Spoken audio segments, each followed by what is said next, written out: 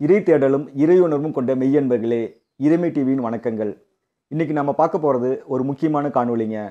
அது திருவண்ணாமலையில் வாழும் சித்தரை அறியப்படுற ஒரு பெண் சித்தரை பற்றிங்க. நினைத்தாலே முக்தி தரக்கூடிய திருத்தலம் திருவண்ணாமலைங்க. திருவண்ணாமலையில் நம்ம கண்களுக்கு தெரிஞ்சும் கண்களுக்கு புலப்படாமலும் பல யோகிகள் தங்களது யோக சாதனைகளை நிகழ்த்திட்டு வராங்க. ஆன்மீக பூமியான திருவண்ணாமலை பலரது வாழ்க்கையில் மாற்றங்களும் முன்னேற்றங்களும் அதிசயங்களும் ஆற்றல்களும் நிகழ்ந்த வண்ணம் இருக்குங்க. அது மட்டுமின்றி திருவண்ணாமலை கிரிவலம் உலக பிரசித்தி பெற்றது. அண்ணாமலையாரின் புகழ் 8 திக்கும் பரவ பல நாடுகளில் இருந்து எண்ணற்ற பக்தர்கள் அண்ணாமலையார் கோயிலுக்கும் கிரிவலத்துக்கும் வராங்க. மலையை சுற்றி 14 கிலோமீட்டர் தூரம் இருக்கிற கிரிவல பாதையில் பௌர்ணமி அன்னைக்கு ஆயிரக்கணக்கான பக்தர்கள் கிரிவலம் செல்றாங்க. இந்த பாதை நெடுகிலும் தங்களோட ஆன்ம சாதனைகளுக்காக அங்கே இருக்க துறவிகளையும் யோகிகளையும் நம்ம இயல்பாக தரிசனம் பண்ணலாங்க. அந்த வகையில் பெரும்பாலும் வருஷத்துக்கு ஒரு முறை மாதத்துக்கு ஒரு முறை தான் சாதாரணமாக திருவண்ணாமலைக்கு கிரிவலம் போவாங்க. ஆனால் நாம் பார்க்க போகிற இந்த பெண் சித்தரோ வருஷம் இல்லைங்க, மாதம் இல்லைங்க, தினமும் கிரிவலம் செல்கிறாங்க. அதுவும் காலை மாலை என 2 வேளை 14 கிலோமீட்டர் நடக்கிறாங்க. அவங்க தான் இப்போ திருவண்ணாமலையில் வாழும் பெண் சித்தரை மக்களால் வணங்கப்படுற தொப்பி அம்மா. ஆரம்ப நாட்களில் இவங்க மூக்குத்தி அம்மா மற்றும் மாரியம்மா அப்படின்னு அழைக்கப்பட்டிருக்காங்க. இப்போ இவங்க தொப்பி அணிஞ்சிருக்கனால தொப்பி அம்மானு வணங்கப்படுறாங்க. பார்க்கறதுக்கு மெலிந்த தேகத்தோடு அழுக்கடைஞ்ச உடைகளை அணிஞ்சு குளிச்சு ரொம்ப நாள் ஆனவர் போல இருக்கும் தொப்பி அம்மா ஒரு மனநலம் பாதிக்கப்பட்ட பெண்மணி போல தான் காட்சியளிக்கிறாங்க. ஆரம்ப காலங்களில் பலரும் இவரை மனநலம் பாதித்தவங்க அப்படின்னு நினச்சிருக்காங்க. பின்னாட்கள் தான் இவங்க ஒரு சித்த புருஷர் அப்படிங்கிற விவரம் தெரிய வந்துச்சு. காற்று போல் வேக வேகமாக நடக்கும் தொப்பி அம்மாவோட சரிசமமாக நடக்கிறது ரொம்ப கஷ்டங்க. அந்த அளவு அவங்க வேகமாக நடக்கிறாங்க. தொப்பி அம்மா தினமும் கிரிவலம் போகிற பாதையில் அவங்கள தரிசனம் பண்ணலாம். அல்லது தினமும் யோகிராம் சுரத்குமார் ஆசிரமத்துக்கு காலை நேரத்தில் அங்கே தரிசனம் செய்யலாம்.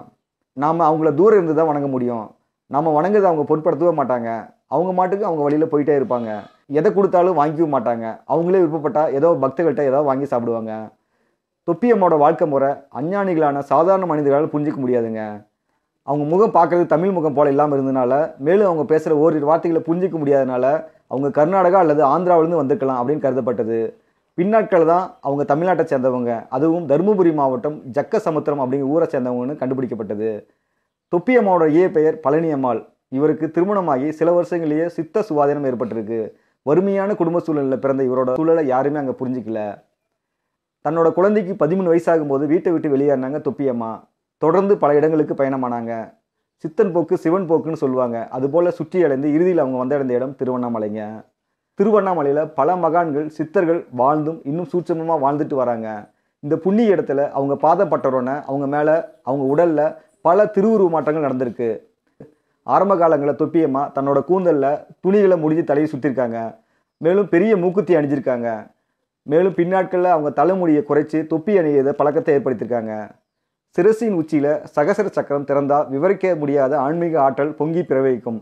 இந்த சக்தியை கட்டுக்குள்ளே வைக்கிறதுக்காக யோகிகள் ஞானிகள் ஜடாமுடிகளை வச்சிருக்கிறத வழக்கமாக வச்சுருந்தாங்க. அவங்க முடியை முழித்தலும் இன்றி நீட்டலும் இன்றி இயல்பாக வளர அனுமதிச்சாங்க. மேலும் பல யோகிகள் ஒரு ஆடையால் தலையை முக்காடிட்டு கொள்வது வழக்கமாக இருந்தது. அந்த வகையில் தொப்பி அம்மா தன்னோட சூட்சமான சக்திகளுக்கு கவசமாக தொப்பி அணியதா சொல்லப்படுதுங்க. மேலும் தன் மேலேயே அடிக்கடி எச்சில் துப்பிக்கிற பழக்கமும் அவங்களே அசிங்கமாக அருவருப்பாக வச்சுக்கிறதும் பழக்கமாக மக்கள்கிட்ட இருந்து தன்னை ஒதுங்கி இருப்பதுக்காக ஏற்படுத்தியிருக்காங்க. இது இவங்க மட்டும் இல்லைங்க, சித்தர் மரபில் இருக்கிற பழக்கம் தாங்க. தன் அழகை மாற்ற சொல்லி இறைவன்கிட்ட வேண்டினாங்க காரைக்கால் அம்மையார். அழகிய பெண்ணாக இருந்த காரைக்கால் அம்மையார்ட்ட பக்தியோடு அவங்க கணவர் தெய்வமே அப்படின்னு கூப்பிட பார்த்து பதறிய அந்த அம்மையார் சிவபெருமானிடம் பேய் உருவத்தை எனக்கு கொடு, என்னோட அழகை அழிச்சிடு அப்படின்னு மனமுருக வேண்டினாங்க. உடனே சிவபெருமான் அருள்பாலிக்க காரைக்கால் அம்மையார் பேய் உருவம் எடுத்தாங்க. இப்படி பேய் உருவத்தோட தென்னாட்டிலிருந்து வடநாடு சென்று கைலாயத்திற்கு தலைகளாக நடந்து சென்று சிவதரிசனம் செஞ்சாங்க காரைக்கால் அம்மையார். தன் கணவனிடமிருந்து ஒதுங்க காரைக்கால் அம்மையார் பேய் உருவம் கொண்டது போல மக்கள்கிட்ட இருந்து ஒதுங்கின தன் உருவத்தை அசிங்கமாக மாற்றிக்கிறாங்க தொப்பி அம்மா. தொப்பி அம்மா நாகம்மாவின் அம்சமாகவும் மாயாமாவின் அவதாரமும் கருதப்படுறாங்க. அவங்கள தேடி போய் தூர நின்று தரிசனம் செஞ்சாலோ பக்தர்கள்ட்ட பாவங்கள் கரைக்கப்படுதுன்னு சொல்லப்படுது. காலங்கள் தோறும் திருவண்ணாமலையில் அண்ணாமலையாரோட பொற்பாதங்களில் சித்த புருஷர்கள் அவதரித்து இந்த மண்ணையும் மக்களையும் அருள்பாலிக்கிறாங்க. தற்காலத்தில் நடமாடும் சித்தரான தொப்பி அம்மாவையும் அந்த மரபின் நீட்சியாகவே நம்ம கருதலாங்க. அன்பர்களே, திருவண்ணாமலைக்கு நீங்கள் போனால் அவங்கள தொந்தரவு செய்யாமல் நீங்கள் தொப்பி அம்மாவை தரிசனம் செய்யுங்க. நிச்சயம் தொப்பி அம்மாவோட அருள் கடாட்சம் உங்களுக்கு கிடைக்கும். உங்கள் வாழ்க்கை அழகாகும், வாழ்க்கை இனிதாகும். தென்னாடுடைய சிவனே போற்றி, எந்நாட்டவருக்கும் விரைவாக போற்றி. நன்றி. இந்த காணொளி பிடிச்சிருந்தா இந்த காணொலியை லைக் பண்ணி சப்ஸ்கிரைப் பண்ணுங்கள். உங்களோட ஆன்மீக கருத்துக்களை கீழே கமெண்ட் பாக்ஸில் தெரிவிங்க. இறை அருளும் இறை தேடலும் கொண்ட நான் உங்கள் மருதை விஜயகுமார். நன்றி, வணக்கம்.